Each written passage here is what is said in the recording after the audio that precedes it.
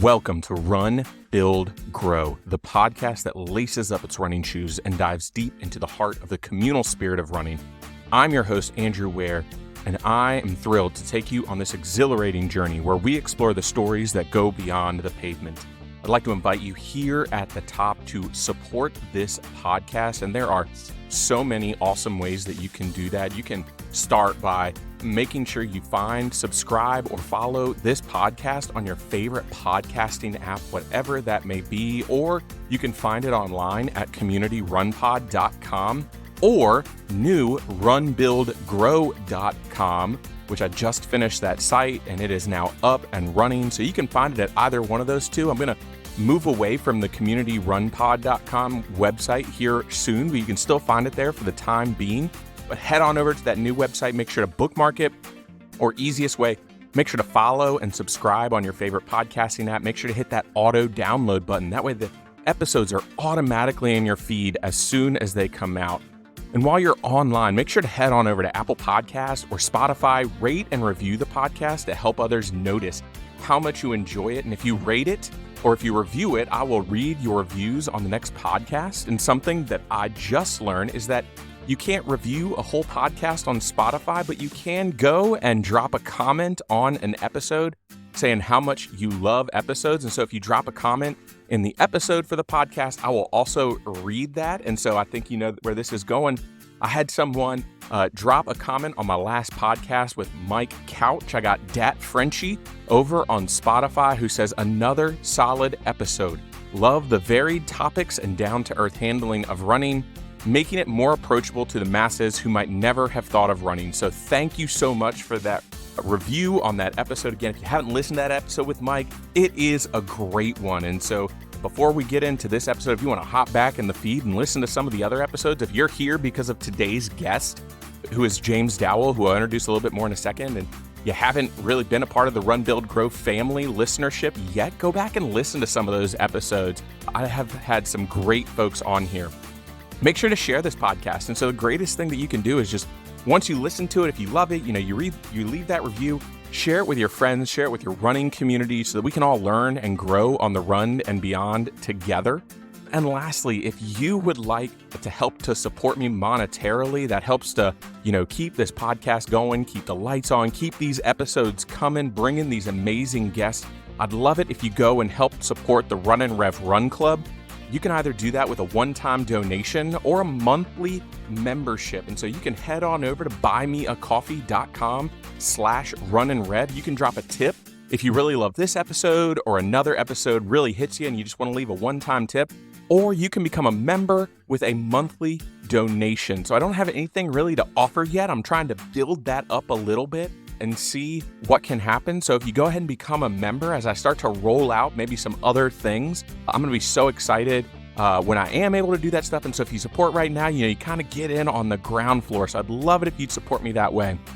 But without any further ado, let's hop into this episode. I am joined by James Dowell, who is one of the co-leaders of Prolific Run Crew out of Charlottesville, Virginia, a Black-led run crew in Charlottesville, Virginia. And this is a great episode because I met James at the Shamrock Marathon weekend a few weeks ago. I got to know him really well, got to hear a lot about Prolific, and I immediately knew I had to have him on because the things that they are doing at Prolific are amazing and are great. And so I wanted to have James on, come and talk a little bit about the Run Club, about what started the Run Club, about why this Black run space is such an important thing for our communities. The running community as a whole needs these spaces to be created and needs this sort of elevation of these things. And so what it means for us to be in community together. So let's hop into this episode with James and let's just hear all about this Run Club, his journey, and everything else that's happening with Prolific and across the world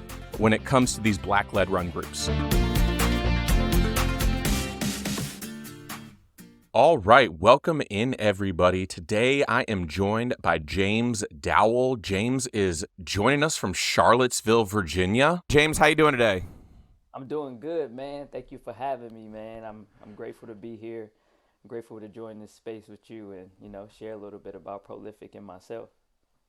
Yeah, definitely. So you've already kind of introduced it right there. James is not just any runner in Charlottesville. He leads Such an amazing group that I had an opportunity of meeting this last Shamrock weekend a few weekends ago. And so, James, as we get started here, what is your running community and what makes your running community awesome?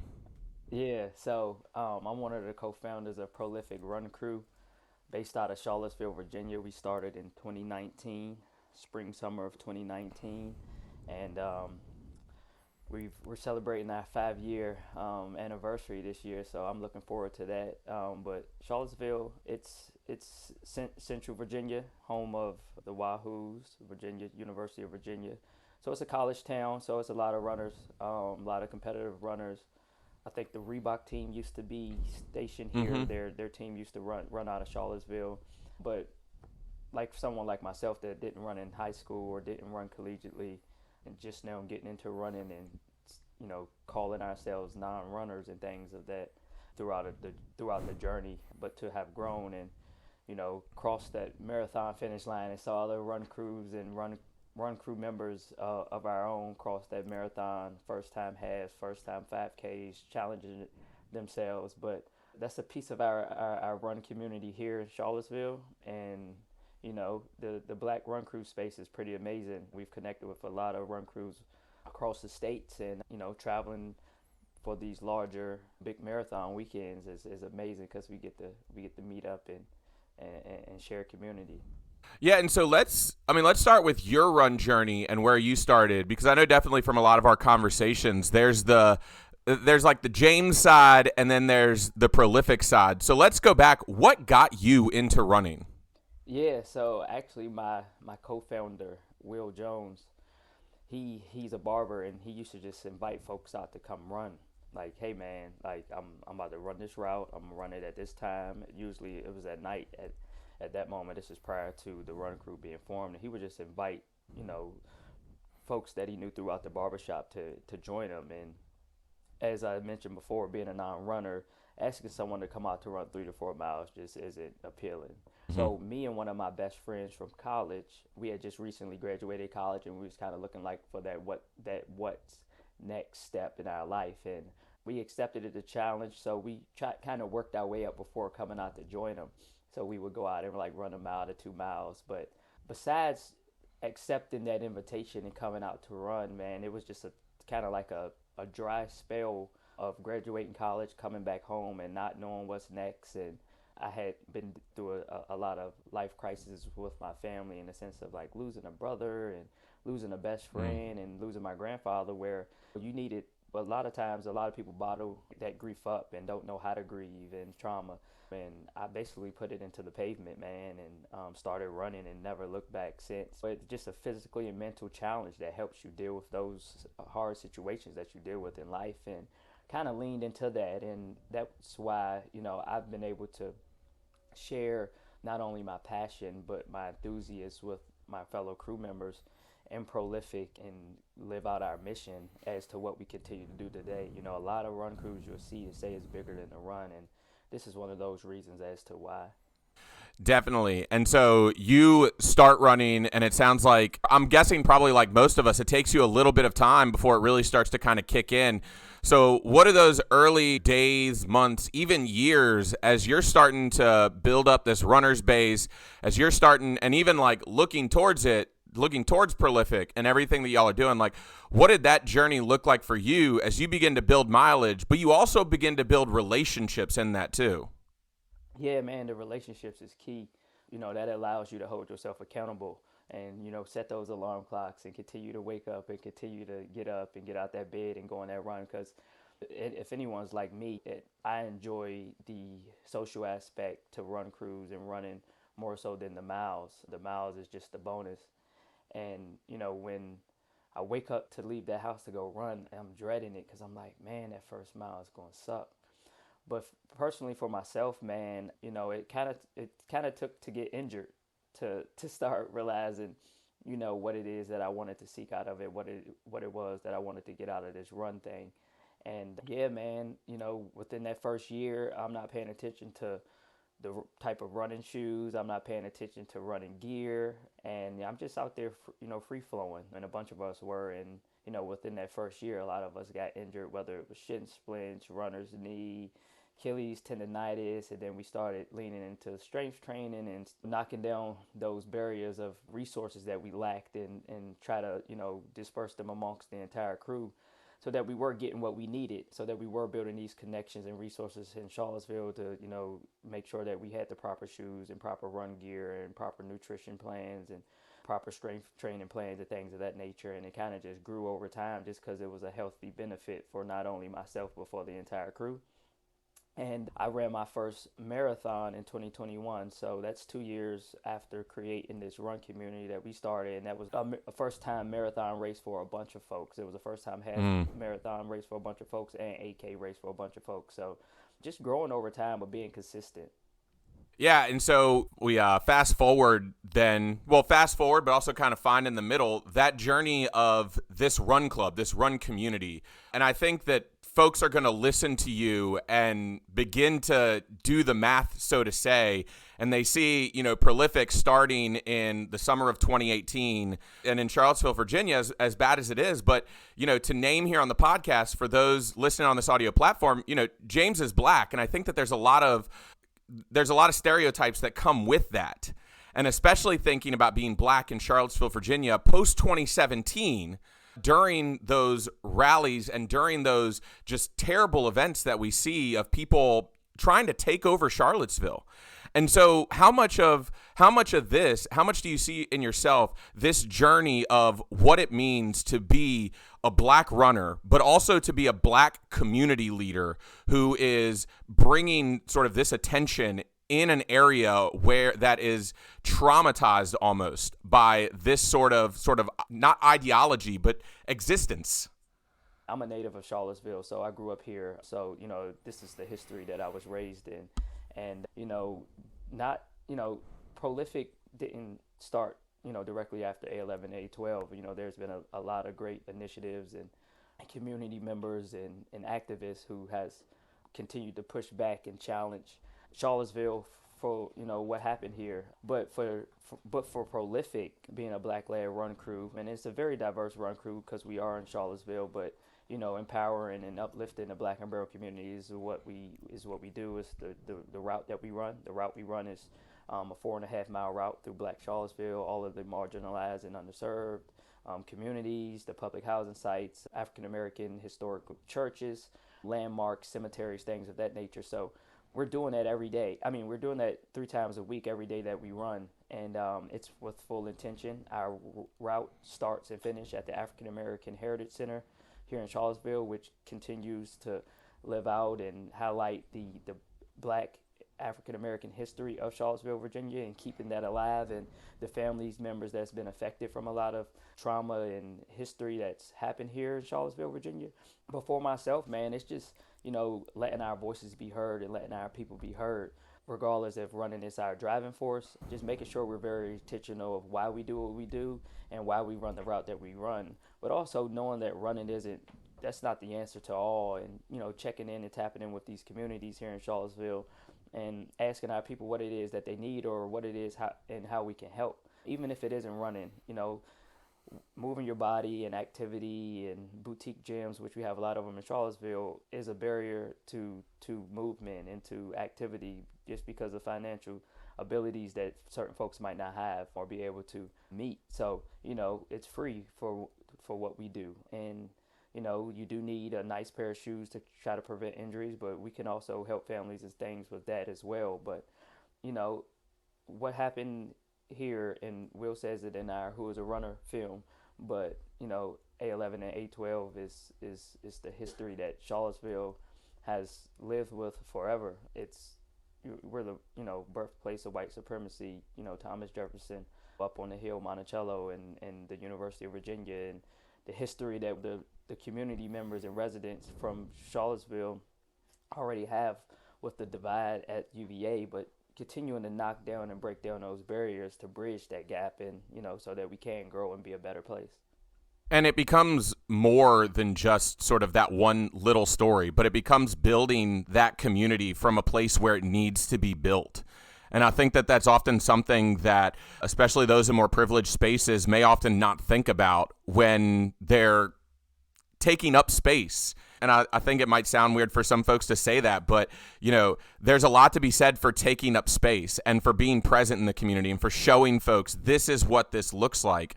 And so you guys really kind of take on that responsibility, that, even ability of doing that. And so as a run club leader who's coming in, showing the community, this is what we are. This is who Charlottesville actually is. Like, it's not, it does have this sort of tarnished history, this traumatic history, even so. What are you guys doing in the community on the run and beyond as you're seeking to transform this narrative about what running looks like in your community? Yeah, man. I mean, to have grown up here and to have witnessed runners running through town all the time, whether I'm driving to work, whether I was a kid biking around, it never meant nothing to me. I always associated running with either track and field or distance runners. And, with track and field, you compete. So you race in high school, you race in college, and, whether you continue to maintain that ability to still be into, speed racing or speed running in post collegiate. Other than that, all I knew was cross country, and none of that was appealing. With the track and field, I've, I have best friends that ran track in college, but if I wasn't fast, I couldn't participate in it. So, I never just saw myself as a runner, and to create a space here in Charlottesville where all black and brown men and women, kids, young, old, can be seen and not have to associate it with that competitive nature. It's just amazing. My stepmother, she comes out and she walks every day that we're out there, and she's had 2 hip replacements. And for her to know that she don't have to come out there and be fast to be seen and to be included in an inclusive, running group, it's just amazing to see these people live out things that they thought they would never be able to do. And it's exciting to keep it going. A lot of times this is something that can be seasonal. I think we're fortunate to have all 4 seasons and not have to deal with too much of a winter, but it's a year-long thing, and it's established to the point where now that we have done this for 5 years straight, we don't have to think about will this continue, because it has been solidified as a foundation here in Charlottesville, Virginia, for all folks, so that they know they can show up any Monday, Wednesday, and Friday at the African American Heritage Center, and there will be prolific folks there, and you can, tackle a lot of 1 mile route, you can tackle a lot of 4 mile route, but at the end of the day, it'll still be community. So let's explore kind of the beginnings of what prolific was. And, I think we can spend a lot of time focusing on, things that sparked it, community events, what that community has meant. So let's go back to that summer of 2018 as you guys are starting Prolific, and even just, thinking about the word prolific and what it means in a general context. And so what sort of sparked the interest in starting this group, but also, what made you, what kind of is driving you forward as you're, running together, community together, you're not just logging the miles, but you're doing a lot of this stuff. So what sort of was the spark of that? Yeah, so it was actually the summer of 2019, and it was really just a bunch of brothers running. It was probably a group of average from like 3 to like 5 or 6 of us, and we're pushing on one another, we're challenging one another, we're racing each other up the hills, and we just realized how much that brotherhood was meaning to us and how significant it was for us to look forward to it each week and each day that we would show up and come out there. And, we realized at that point it was bigger than just the running aspect of it. We figured out that we was forming this brotherhood. We was creating these relationships and challenging each other in the most vulnerable state of our bodies, because that's what running does to you. It exhausts you. But we were also cheering on folks as we got to the top of the hill. And, throughout that summer, we was like, man, we can grow this thing. Like, we can create this safe space for not only men, but women to come out and challenge themselves, challenge their bodies, but also have a sense of community. And that was a small seed before it was even planted. And, fast forward later in the summer of 2019, we held a charitable Run These Streets 4 miler, and I think we had over like 200 people sign up, but it was a lot of Black and brown folks that came out and challenged themselves through the route that we run today. And I think at that moment, that's when we realized we could build something here in Charlottesville. And our group morning weekly runs were still small. I mean, no more than 5 to 10 people. Even after hosting that Run These Streets 4 miler, we just, kept pressing on and kept being consistent and showing up and running. And we just found a niche for it. It bloomed in 2020 of the pandemic, because as you know, a lot of people were stuck in the house, nothing to do. They encouraged you to exercise. They encouraged you to get out and move your body. And when they opened it up where a larger group of folks could gather, it was like, hey, I think it's time to start Prolific back up. And one thing turned into another. By the middle of summer of 2020, it was over 100 folks showing up each run. And that's when I think we kind of like, this is bigger than the run portion of this. This is a sense of community that some folks have been seeking for a while.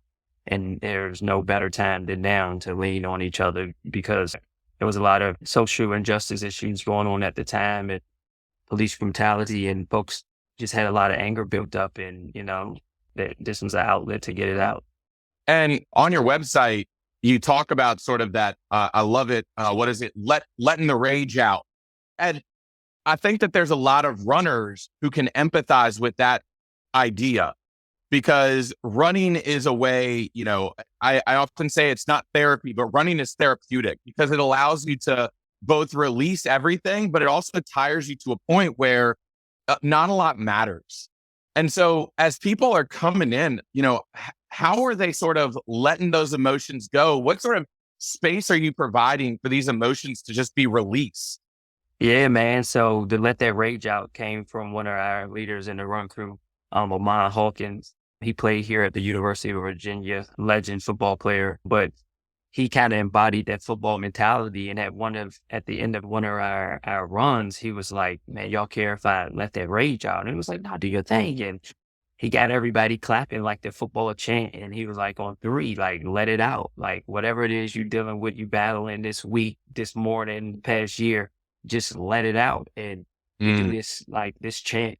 And then we just scream, like, we letting out whatever trauma, challenges, walls you've been hit with or dealing with that week. And we do it at the end of each of our runs. And that was all started by him, but we all embody that. And we continue to do it whether he's there or not. And that's how we close out each of our runs, man. And it is therapeutic. Running is therapeutic, pushing your body, continuing to challenge your body and step outside that comfort zone helps you approach challenges that you deal with in life. And then letting the rage out just, helps you release it from your body. And so I want to explore this word prolific, because I think when folks, they'll see it in the podcast notes, they'll see it, when I share the links for Instagram and just all that stuff, and they'll see prolific. And you and I kind of had a conversation on the side on Instagram a little bit about it, but tell us, what is prolific? Because I mean, it's such an amazing backstory for y'all to take, but it also means so much more now that y'all been around for 5 years than the backstory is. The backstory is honestly just like the start of it. So what is prolific, and what does it come to mean for you all as a club? Yeah, man. So it was inspired by then living legend Nipsey Hussle, which he's passed, but it was inspired by his single victory lap. And he starts to track off with, I'm prolific, I'm so gifted, I'm the type that's going to go get it. And that's what we embody with our crew. To live prolific is to live a true meaningful life and to be prolific with everything that you do. And that's what we embody. That's the swag of our run crew, but also the motto of just the way that we live. And we kind of share that amongst, our crew members and the community, greater community of Charlottesville. That's why we're doing what we're doing. And we show up to these races and we show why we're prolific. And as you can see under my head, it says that we here. It's something that we say, and it started from literally just showing up, just being here, taking up space, being present. We here. And that goes hand in hand with being prolific and to live prolific. And that's why we do what we do. And the run crew started living that out. It started embodying what it means to be prolific. And that was when the name transpired into the run crew. The brand was actually created in 2018 prior to any run crew was even formed for everything that I just explained, but it was intentional to be for just merch and apparel. And when the run crew formed and started growing and showing what it could do for Charlottesville, it was living out what the apparel company wanted to be and drive towards, and to power and uplift the marginalized communities. And that's what we continue to do, man, whether it's with our merch, whether it's with community engagement, or whether it's with our run crew. We just embody that slogan from Nipsey Hussle: I'm prolific, I'm so gifted, I'm the type that's going to go get it. And that's how we approach life. And so when you think about what it means, you say we're here. And we talked a bit ago about like occupying, taking up space, and how important that often becomes in the running community, because you don't see yourself a lot in the running community. And I think, especially in our society here in 2024, it is so important, no matter who you are, to be able to see yourself, because there are so many wasted gifts when we can't see ourselves in something. And to think that everybody or all these people have to be the first in something, you guys are laying a foundation for people to see themselves in the running community. And so what are some ways that you're embodying that we hear mentality, not just in Charlottesville, but I mean, I saw y'all show up in mass in Virginia Beach at Shamrock Weekend, and the energy that y'all were giving off, when I'm coming home with a buddy of mine in the half marathon, that there's something to be said about that. So what are some of the other ways that you're embodying not just that Nipsey Hussle, lyric, but this idea of we here? Yeah, man. I mean, we show up as a family, and we show up and we run support. And when I say we run support, we have folks that sign up to do, maybe something they never thought they could do, whether it's their first, whatever race it is, marathon, half marathon, 8K. And then we have folks in Prolific that show up and that will run the entire marathon, half marathon, 8K, 5K with them. I don't mean in a way of like, I signed up and I'm not going to leave you. I mean, they literally show up, they have a backpack with whatever it is that you need on it. And we'll go out to mile 17 if we need to, and run you from 17 into the finish line. And then we have folks at the cheer zone, and they say, if you don't run, you must cheer. But actually embodying that cheer zone mentality and showing up for not just our people, but for all folks, whoever needs the assistance, whoever needs the guidance, but also representation. And that's a key thing when you say like, us not seeing ourselves in this run space, taking up space, intentionally showing up and being loud and showing that we are here and we aren't going anywhere. And just this past year in October, we went to the Detroit Free Press Marathon. We had 7 women of color run their first marathon in Detroit, which is one of the blackest cities in America. And it's documented. It's actually out now, and it's called Soul Sisters, Prolific Soul Sisters. And that was powered by Brooks, shot by amazing black filmmaker, Kenny. And it highlights, what it means to be prolific, but what it also means for these women to step out and show folks that don't believe or see themselves as runners that this space is for us. And if they don't want us in it, we're going to take it up regardless. And they've lived out, a lot of dreams for folks and inspire folks to now want to sign up for their first marathon, which a lot of folks will be doing at the Every Woman's Marathon in Savannah, Georgia this year. And so we're planning to be there, and some of those women that ran their first marathon are planning to do it again. And it's an exciting time. Yeah, definitely. And I think, when we look at this space and what it means for you all to be involved, and, unfortunately, it's just like Charlottesville, where we talk about, the events of 8/11 and 8/12. And we, see stories like, the Boston Marathon cheer zone. We see stories like Ahmaud Arbery. We see stories of, people getting harassed just on marathon routes. And so what it means to kind of take up that space and to be there, what's it like for you to go to all of these different communities, coming from Charlottesville, doing these things in Charlottesville, to go to these other communities, to go to Detroit, to go to, you're doing 26 Point True, if I'm not mistaken. So going Yes, up to sir. Boston, being in New York, I remember you talking about LA, being in LA, what's it like for you going to these spaces, supporting your run crew, getting your own miles in, and just being a part of that yourself? Yeah, man, it's been amazing. The past, I say 3 years, yeah, coming up on 3 years, because this will be our third year going to Boston. But the past 3 years, we are just realizing how together the Black run space is in this run community. We didn't even know run crews existed when we created our run crew. So this wasn't something that we formed because we were idolizing, the long living run crews that LA and New York has been doing. We started seeking and looking out for other run crews because we was like, yo, I wonder if we go do this race here. I wonder if there's another black-led run crew we could link up with just so that we, know the ins and out of this race or this. And then we found We Off the Couch in Richmond, and we was like, yo, they're in our backyard. Let's go link up with them. And we linked up with them, and it was like family. And when we went to Boston for the first time in 2021, we linked up with Sid and Pioneers Run Crew, and it was all these other Black run club leaders and run crews there. And we was like, wow, this is a thing. Like, this is something that's like we had no idea about. So to show up in these other spaces and to see other, fellow run club leaders and run crew leaders and run crews and Black and brown women, showing up and running these marathons, and Black and brown men and young adults showing up and taking up space.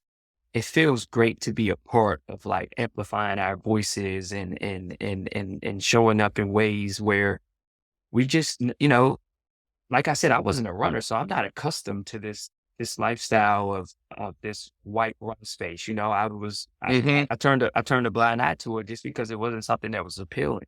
And then to know that not only are we taking this space up and a part of it, but like we're smashing records and things too. So to know folks out here that's, grabbing all of those medals on those major marathons and signing up to do things that they thought they would never do. It's just an amazing feeling to be a part of pioneering it and growing it and showing other, young boys and girls that this is a space for you, that you can come in and you can dominate if this is what you want to do, regardless of the age.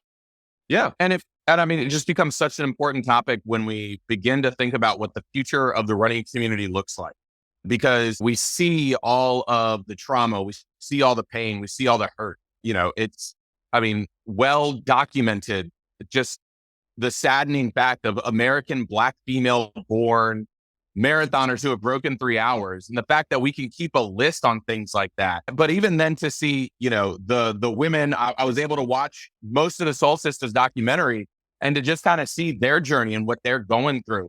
And for that to just be able to be put out there for other folks to see, as you're thinking about the future of running, not just your future of running, but the future of running in general.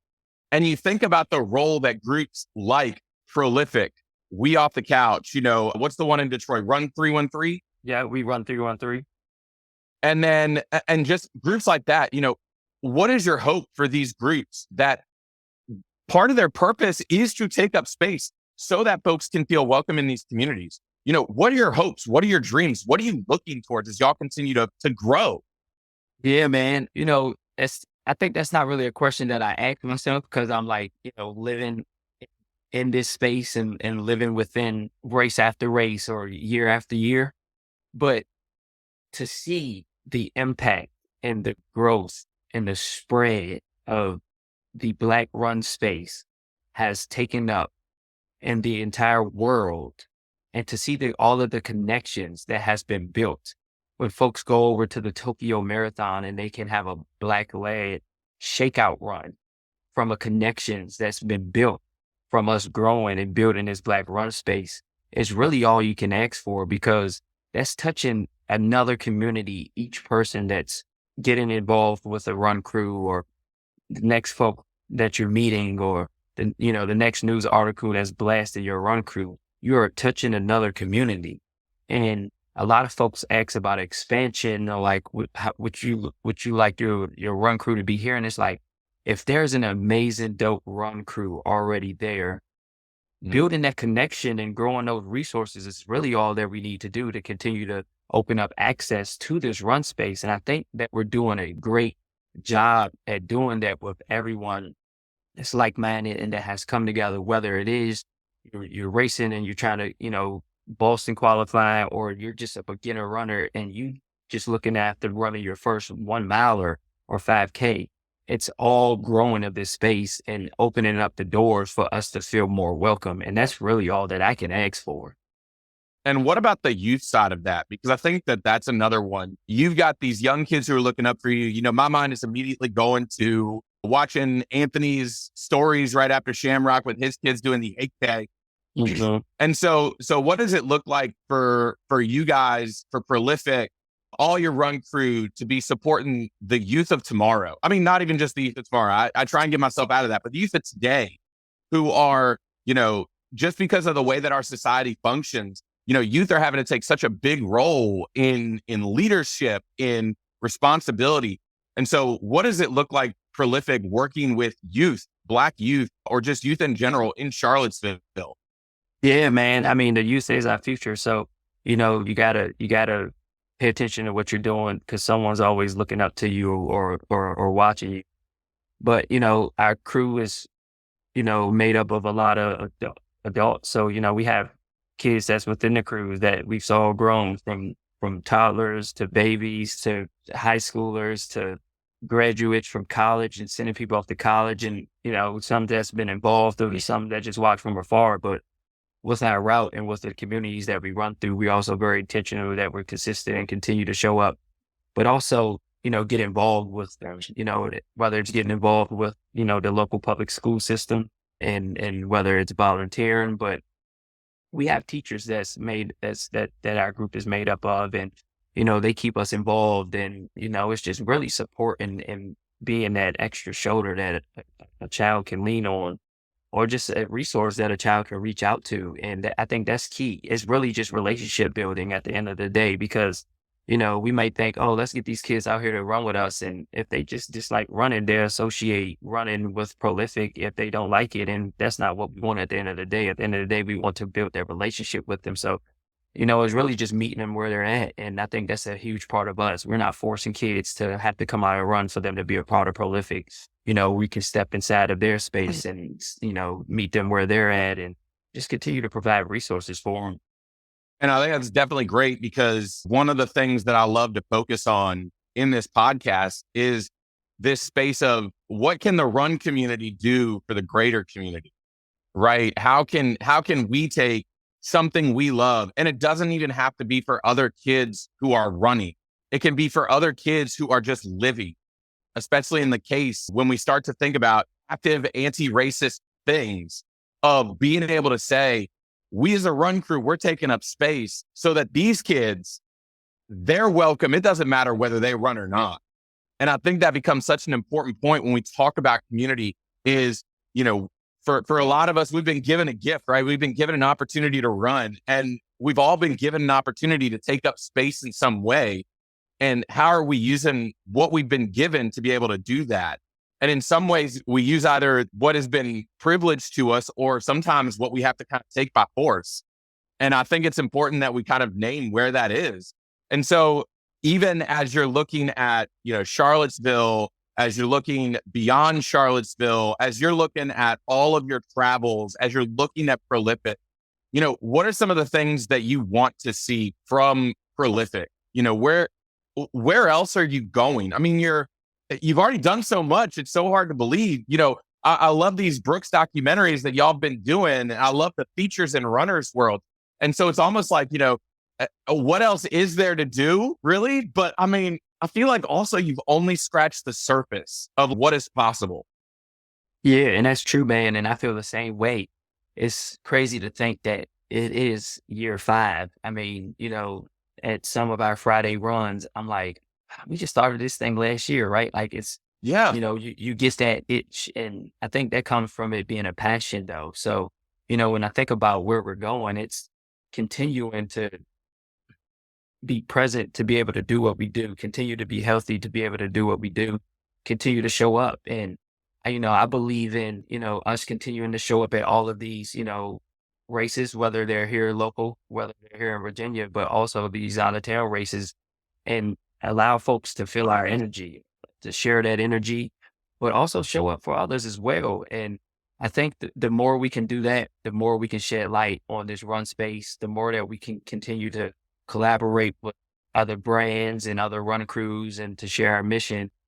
The other brands and run crews can share their mission as well. And I think that'll just allow more of a pool of us to be able to navigate through this run space and navigate, through life. And I think this can be a for lifer, not just a prolific thing, but continuing to grow the Black run space. It's us just scratching the surface. I guarantee you that, all of these other run club leaders are feeling the same way. And with that mentality and energy, if we all approach it with that mindset, I think, we all are just getting started and we all are just growing. But it's so much out there, and it's so many opportunities, and we're seeking them all, man.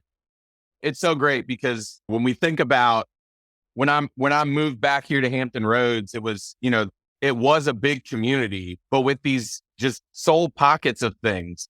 And so to even just think, my run club's 2 years into it.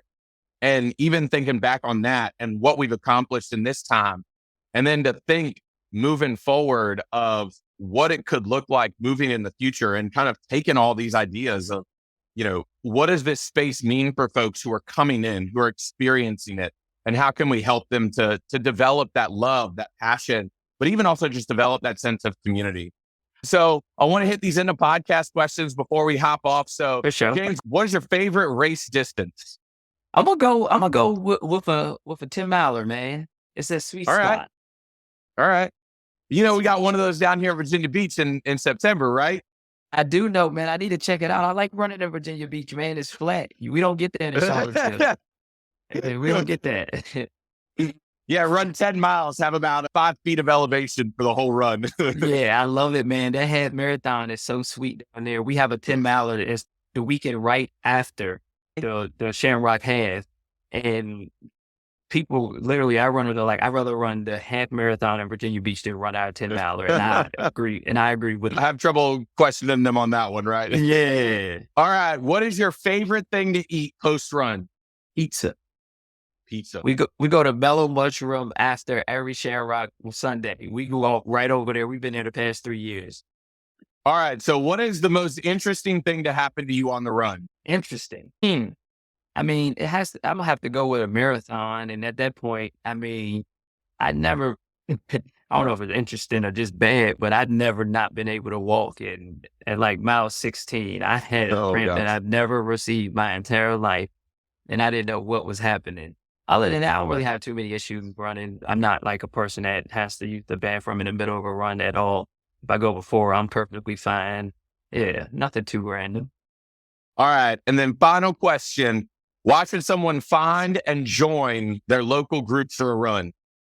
Listen, it'll kickstart your day, not only day, it'll kickstart your life, whether it's a mental or physical aspect of it.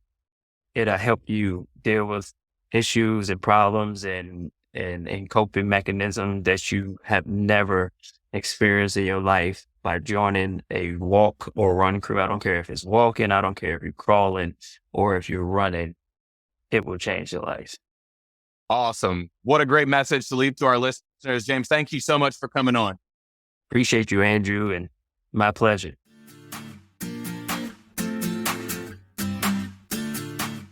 Thanks for joining, and remember, make every mile count.